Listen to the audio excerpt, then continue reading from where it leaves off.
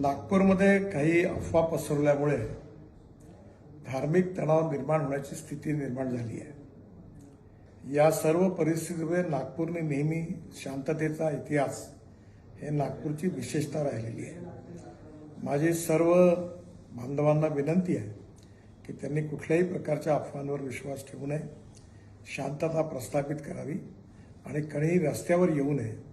सगळ्यांनी कायदा आणि व्यवस्थेला सहकार्य करावं आणि सलोख्याचं आणि सौहार्दाचं वातावरण ठेवण्याची नागपूरची जी परंपरा आहे त्या परंपरेनुरूप आपला व्यवहार करावा।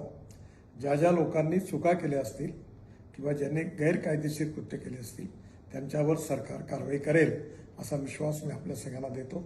माननीय मुख्यमंत्र्यांनाही या संबंधातली सर्व माहिती मिळालेली आहे, त्यामुळे आपण कुठल्याही अफवांवर विश्वास न ठेवता आपण सगळ्यांनी सहकार्य करावं आणि प्रेमाचं सौहार्दाचं उत्तम वातावरण ठेवण्याकरता मदत करावी, पोलिसांना मदत करावी असं माझी आपल्या सगळ्यांना नम्र विनंती आहे। नमस्कार।